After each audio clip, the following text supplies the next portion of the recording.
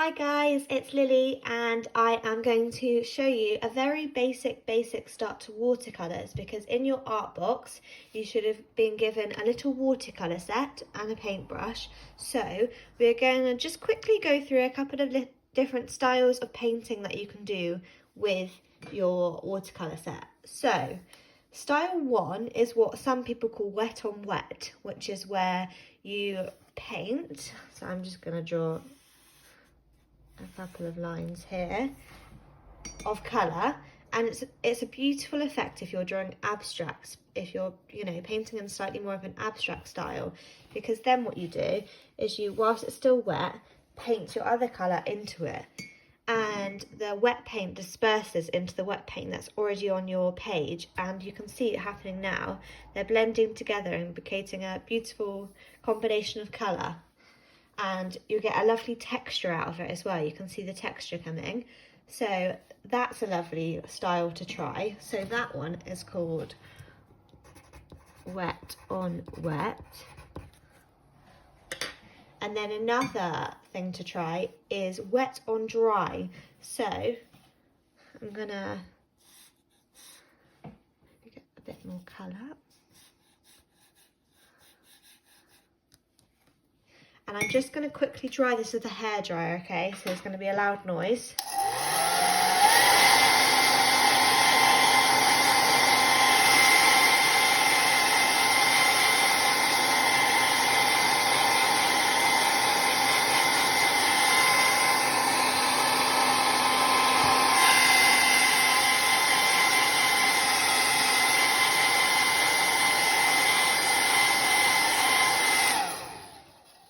Go. Sorry about the noise, but it's the quickest way to do it. So now the next one is wet on dry. So that's now dry. So what I'm going to do is get my pink, and I'm going to add pink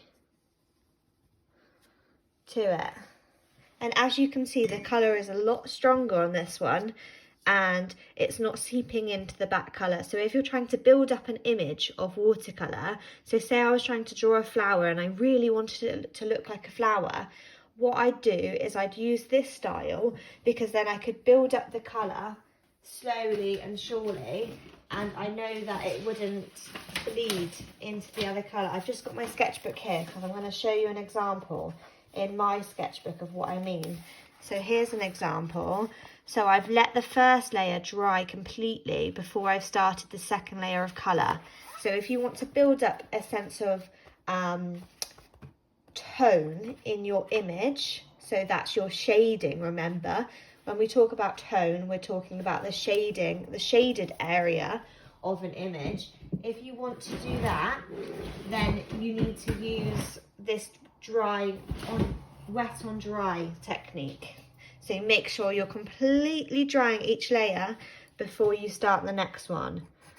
So that's wet on dry. And then another technique, which I'm going to have to use a different brush for, is where you use dry on dry. So basically what you're doing is you're not dipping your brush into the water. You're just using it straight into the watercolour that you've mixed up in your little palette, and then if you work with it, you'll get a lovely dry effect, which is fantastic for textures. So if you want to work with textures using your watercolours, give this one a go, because you'll create great results from it. There's a bit of pink in there. And you can get the lovely brush strokes in it if you want to. Look at that. Beautiful. So that is called dry on dry. Remember, if you want to try along as I'm doing it and work with me as I go, just pause the video each time I've done a step, and then you can follow it and then move on to the next one with me. You don't have to feel like you need to sit and watch the whole video in one go. And then another technique is combining the two of these techniques together. So what I'm going to do is mix up a little bit more blue watercolour. There we go. And so now I've got wet watercolour down, added lots of water to my brush. You can see it there on the page. And then what I'm going to do is get my dry brush and I'm going to add dry marks to the watercolour. And can you see how it creates a beautiful texture because you're still getting the brush strokes, but it's bleeding slightly, the colour. So it's bleeding into the back colour, the front, the colour on top, which is creating another beautiful texture. So these are some really, really lovely techniques to try when you're painting. And like I've shown you, that is your dry on wet. I'll just see if I've got an example of a wet on wet. This is another great example actually for you guys. This is using the wet on wet technique, but then what I've done to control the image and make it become a little bit more, not noticeable, a little bit more kind of obvious, that's what I'm looking for, obvious of what it is that I've drawn. I have just used a black pen and gone around the outside of the image.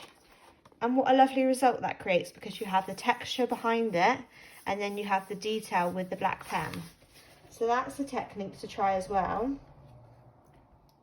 I'm looking in my book and I don't think I have any wet on wet apart from that one. This one was a very loose wet on wet drawing, but it wasn't intentional, so I didn't go over the top of layers. I just let some of the colours bleed onto the other ones around it. So when I say colours bleed, what I mean is when this colour runs into this colour next to it. Yeah, so why don't you guys give those techniques a try, see what you can draw from it, have a look outside your window, what is outside your window, what could you draw, or inside, have a look and find something inside to draw, and have a go at trying these techniques.